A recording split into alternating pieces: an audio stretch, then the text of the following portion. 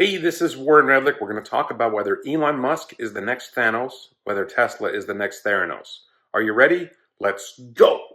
In the last few days, we had conversations on Twitter with TSLAQ. A bunch of people from the TSLAQ community, people who hate Tesla, people who hate Elon Musk, came on. We had conversations with them. Sometimes they restricted the conversation. Sometimes we had great conversations.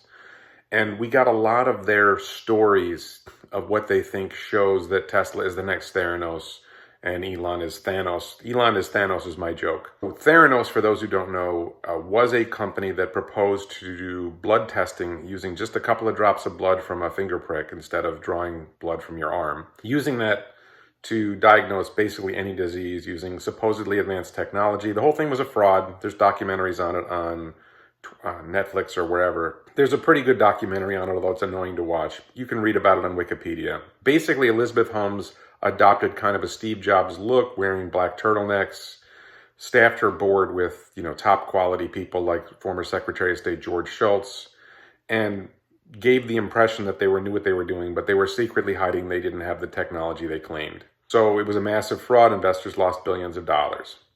And TSLAQ decided to create these rooms saying that Tesla is the next Theranos, and it's a dumb comparison. Theranos never delivered a product to a customer. At one point in one of these rooms, one of the TSLAQ people said, well, that's not true. Theranos actually did some blood tests and got blood test results back to people. Yeah, they told people they were using their special machine, and they just had a lab in the back where they did the same testing that would happen anywhere else. So that itself was a fraud. Now, the difference should be obvious to anybody who follows Tesla. Tesla's delivered products to over 2 million customers. 99% of them are very happy with their products and want more. There are a lot of different stories that Elon haters and Tesla haters came up with. They say that Elon never delivers a product on time. Well, he's often late, to be fair, but Model Y was delivered early. The Shanghai Gigafactory opened early. A lot of good things have happened. 4680 cell production appears to be on time. There's just a lot of great stuff happening. And let's remember that in 2020 and 2021, there was some kind of public health issue that may have slowed a lot of companies from achieving things. They're in rigid denial about what Tesla has done. Just for example, Tesla grew to 934,000 vehicles delivered in 2021. That's up 87% from 2020, 500,000. And it's up 9x from 2017 when Tesla delivered 100,000 vehicles. That's an astonishing rate of growth. And that's a really, really good sign for a company. So one of the questions that the TSLAQ people wouldn't answer, I said, well, what price earnings ratio would you assign to a company that's growing at 87% a year or 50% a year? What price earnings ratio would you assign to that? And they wouldn't give an answer to that question. They're basically taking the position that Tesla should only have a price earnings ratio of like 20. When Apple has a 30 price earnings ratio, Ford has a 35 price earnings ratio right now. Check out Rob Maurer's podcast from yesterday, and you'll see Ford, for some reason, has a ridiculously high price earnings ratio. Amazon's price earnings ratio is over 60. Tesla's growing faster than all these companies, so its price earnings ratio should be much higher. Price earnings ratio is the price of the stock versus the earnings per share of the stock. A faster growing company has higher price earnings ratio because investors expect higher earnings in the future, growing faster because the company's growing fast. But let's talk about some of the other TSLAQ theories about why Tesla is the next Theranos, why Elon is the next Thanos. One of the things is that they refuse to recognize accomplishments by either Tesla or Elon. My favorite example of this is landing orbital rocket boosters and the fact that SpaceX is now dominating the launch industry. This is the thing about saying that Elon Musk is a fraud. Frauds don't actually succeed. They persuade other people that they might succeed and get them to invest in the future, but they never actually achieve the things that they say they're going to do. SpaceX has done more than anybody expected. Landing orbital rocket boosters is one of the most amazing things anyone has ever done. SpaceX started landing orbital rocket boosters on December 21, 2015, more than 6 years ago. No one else has even tried. SpaceX has landed over 100 times orbital rocket boosters. They've reused one rocket booster 11 times and one 10 times. This greatly lowers the cost of getting payloads into orbit. They're making spectacular progress on this. And TSLAQ people, the Elon haters, can't accept that this is meaningful. Okay, change in context here. It's quieter in the car than it is in the apartment. Another one of TSLAQ's things they love to bash is the Boring Company. Boring Company tunnel system in Las Vegas has opened up, and they keep talking about it like it's a failure, ignoring the fact that the Las Vegas Convention Center Authority is thrilled with the results. The people who are using it are thrilled with the results, and they make up these insane scenarios like, well, what if there's a fire in the tunnel? How are people going to get out? As if as if humans haven't had tunnels for over 100 years. Like, what happens in the English Channel Tunnel, which is like 30 miles long, if there's a fire in the middle? How is this different? And they can't come up with any explanation for how it's different. They just say, well, I saw this video on YouTube. Really? Well, what did the engineers from the city of Las Vegas and the Las Vegas Convention Center Authority and Clark County, what did they look at? Did they just look at some video on YouTube that they saw? Or did they actually look at the engineering drawings? Did they look at the design for the tunnel? Did they look at the plans for ventilation? Did they look at the plans for fire suppression? Did they look at the plans for lighting? See, the engineers who approved this project, they actually know what they're doing, compared to a few idiots who watched the YouTube video and think they know something.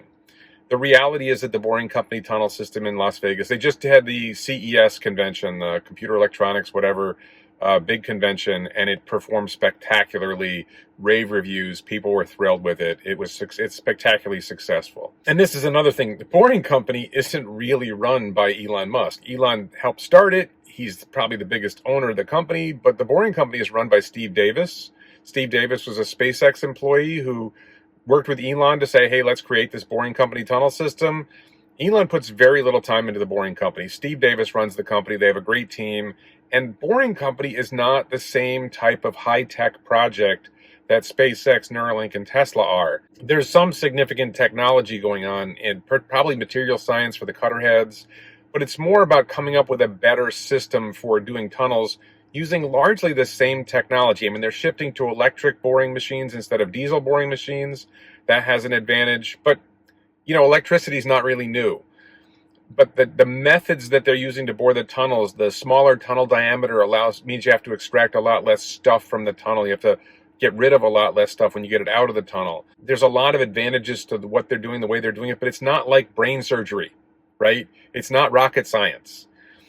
It doesn't require the same level of technological development that's required for Elon's other ventures.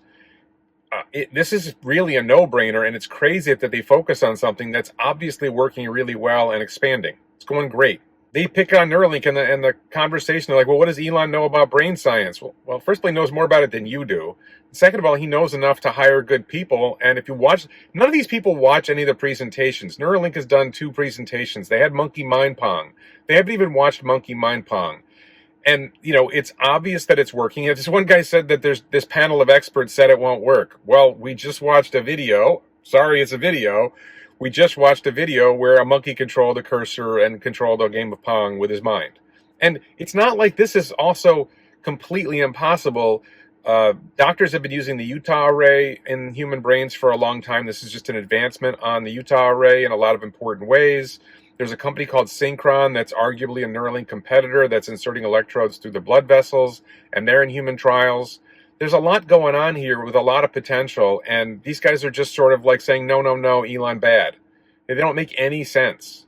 One of the questions I have when I get in these conversations with Elon haters and Tesla haters is, are they genuine? Do they genuinely believe their insane ideas, or are they deliberately lying? So if you watch like Gordon Johnson, who's frequently on CNBC, I think it's pretty obvious Gordon Johnson knows he's lying, like he's consciously lying, and you just sort of accept it. But I wonder what percentage of the Tesla haters, the Elon haters, actually believe what they're saying. Are they that deluded?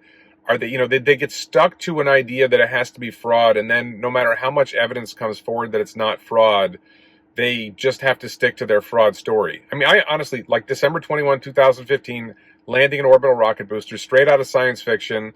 I'm a science fiction nut.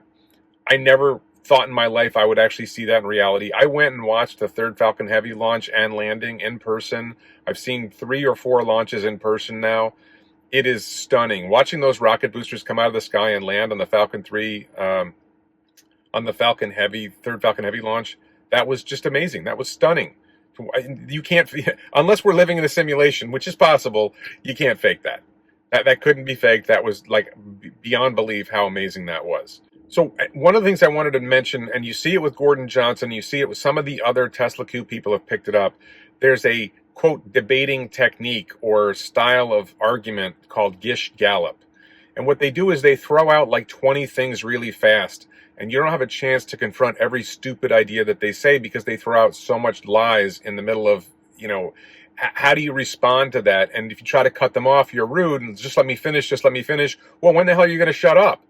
And they just keep talking and talking and talking. And, I don't know that there's a really good way of responding to that, other than at some point you actually manage to cut them off and you grab one key point that they said and you say, look, this is one of the many lies you just told, and this is what's wrong with that lie. Now, I'd like to take these one at a time, so why don't you give me one thing we can talk about? But they will not engage in that style of conversation. And this is where I think they know they're lying. Someone who does this knows they're lying because they know if they get confronted on any single issue, they will get burned. So they just throw a whole bunch of things out there and you don't have time to respond to them all. And I would say people have said, why are you bothering arguing with these people? There's no hope. And I don't think it's about the person you're arguing with. There's an audience that's watching. Some of the audience is pro-Tesla and doesn't matter. You already persuaded them. They get excited. They cheer you on when you score points. But you don't need to persuade them. The Tesla haters, the ones who are either lying or they're just, deluded, you're probably not going to swing them over, but some percentage of the audience, maybe it's 5%, maybe it's 20%, maybe it's 30, 50%, some percentage of the audience is actually unsure. And there's a chance of persuading them.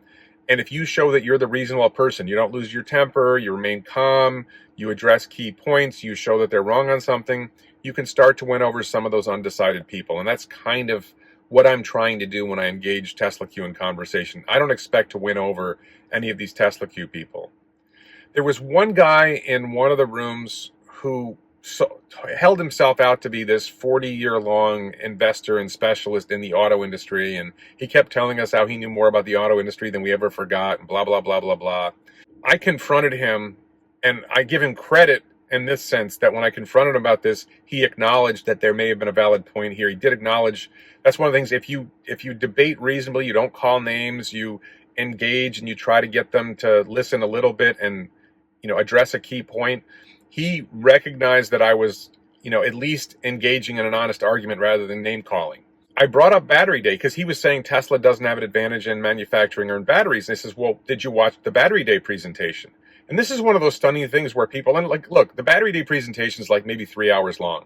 If you're going to claim you spent 40 years studying the auto industry and there's a bunch of people saying, hey, there's this company that's revolutionizing the auto industry, and you're so convinced that it's not true that you're going to get into a room and you're going to start speaking about why Tesla's not special, maybe you should spend 3 hours and watch battery day.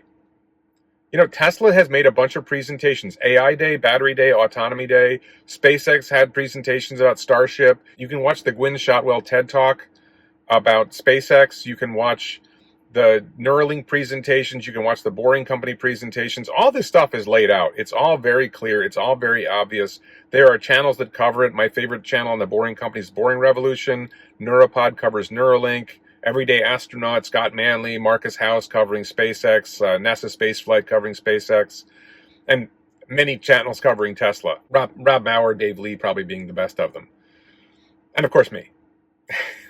But seriously, if you really want to understand both sides, and you're on the other side, you're an anti-Tesla person, you should really study what the pro-Tesla people are saying so you can really understand the arguments, and then you can really come after and say, well, wait a minute, Warren, you're wrong about your projections about this because. Okay. And look, I've gotten some projections wrong. I think none of us saw how much the public health crisis was going to affect production of vehicles. And it affected many companies. And despite Tesla, not achieving all its goals, Tesla grew 87% in a year when many car companies were contracting and producing less.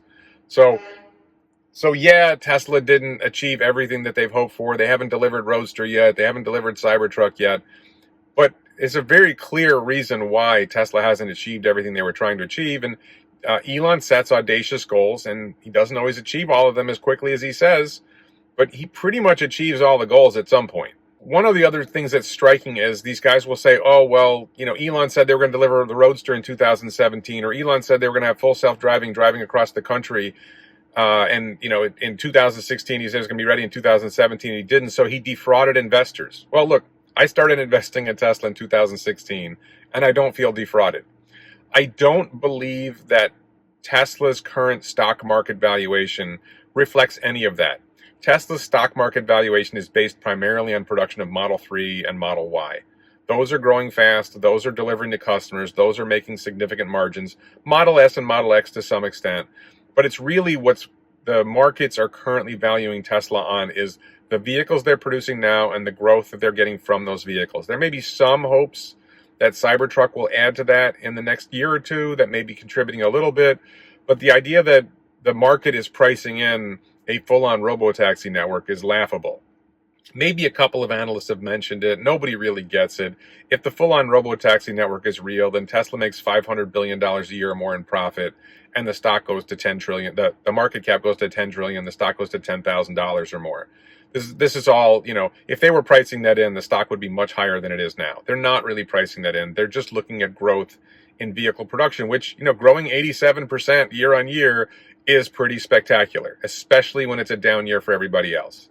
And anyone who's looking can see the Berlin factory and the Texas factory are about to start producing cars, and that growth is going to continue maybe even faster than 87% a year. I personally think there's a chance that Tesla hits 2 million cars this year. Wall Street estimates are probably in the ballpark of 1.5 million cars in 2023. That's a really, really rapid rate of growth. And companies that grow rapidly get high valuations. It's just the way it is. You'd see these arguments like this one guy said, well, Tesla would have to deliver 20 million cars in 3 years in order to justify its valuation. That's absurd.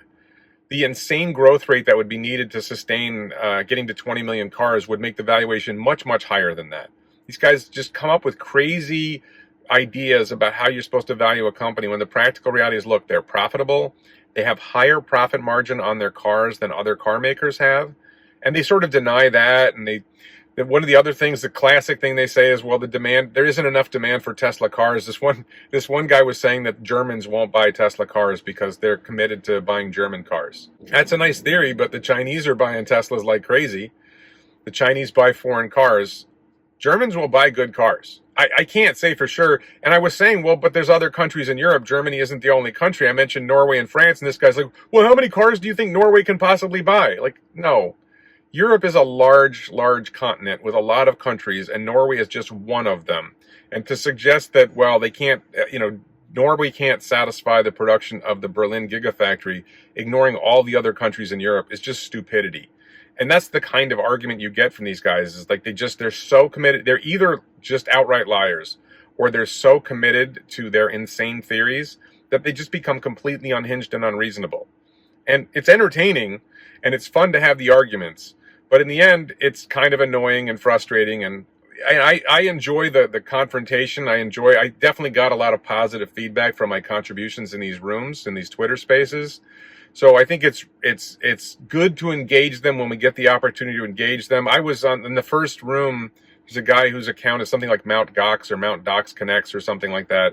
And he threw me off the stage because I said I believed that when Elon said in 2016 that they would succeed with full self-driving in a year, he said that was not credible, and he threw me off the stage for that. And I've got a screenshot of him on Twitter saying that. He threw somebody off the stage because you disagree with what they said. They don't genuinely engage in fair conversations and fair discussions. They cut you off when they can. That's why the follow-up rooms were hosted by Tesla fans, and we let them speak. And, I threw them off the stage if they wouldn't stop talking, if they tried to control the conversation, if they wouldn't answer questions directly, if they got rude. But mostly everything was fine. And there was one guy, 123 something, who just wouldn't stop talking, wouldn't give other people a chance to speak. And, if you're not going to engage faithfully in the conversation, I'm going to cut you off. But it wasn't because I disagreed with what he said. I wanted to engage with what he said. And again, that Gish gallop technique, throw out as much as you can and watch people freak out, or, prevent people from having a genuine conversation by just continuing to throw more bullshit out. I jokingly said we should name a room, is Elon Musk the next Thanos? Because rather than saying that Tesla's the next Theranos, which is, Tesla's a fraud, I like the idea that Elon is going to destroy the universe, Thanos being the Marvel villain who destroys the universe. It's so silly. It's so stupid. The Elon hatred. I'm just going to say this, and people who know my channel know I believe this. As far as I'm concerned, Elon is the greatest human ever to walk this earth. He is making life better for the entire planet in so many different ways. He's advancing technology. He's helping solve environmental problems. He's helping cure brain diseases. He's helping improve transportation. He's doing so many good things. He's getting us to Mars. What he's doing is absolutely spectacular. I'm a crazed fan for Elon Musk. And is he perfect? Of course he's not perfect. Was funding secured a bad statement? Did he say some things he shouldn't have said on Twitter? Sure. Does any of that bother me? No. There was this one moment where maybe it was that 123 guy.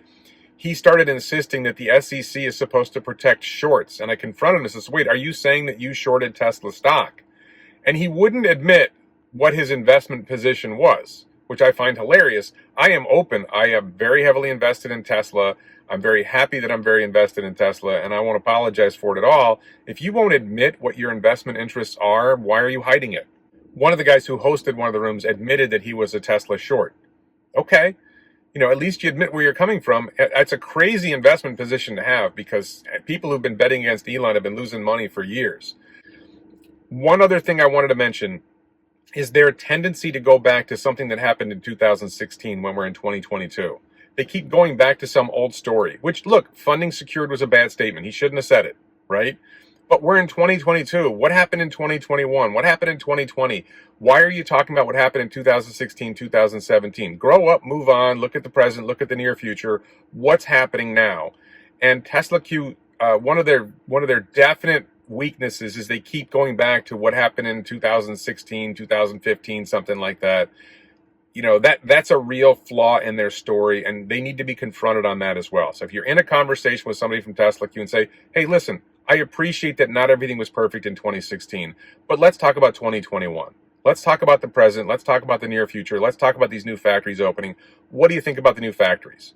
And they really don't have an answer for it. Other quick thing, one of the TSLAQ guys was saying that single piece castings is a bad idea. And he's talked to engineers. They say, well, I've interviewed Tesla owners, or I've talked to these engineers and blah, blah, blah. Well, Sandy Monroe thinks that single piece castings are a good idea. And it's really obvious if you think about it that single piece castings are a good idea. And they'll say, oh, they're bad for repairs. No, if there's frame damage, there's frame damage. The car's totaled. If you damage the single piece casting, there's going to be frame damage anyway. So that's an absurd argument. It's just so dumb. They make so many dumb arguments, and I guess it is what it is, but it's so comical to see how many dumb arguments they make. Please let me know what you think in the comments below. Please check out my other videos. Please check out the t-shirts. I'm wearing the Be Less Wrong t-shirt right now. Tesla and Air shirt's popular. Cybertruck shirt's popular. Tesla's the next Tesla shirt's popular. Thanks to the Vasa Law Firm in Sweden, all my Patreon supporters for helping this channel grow. Thanks to my local supporters and my YouTube channel members. And thank you so much for watching.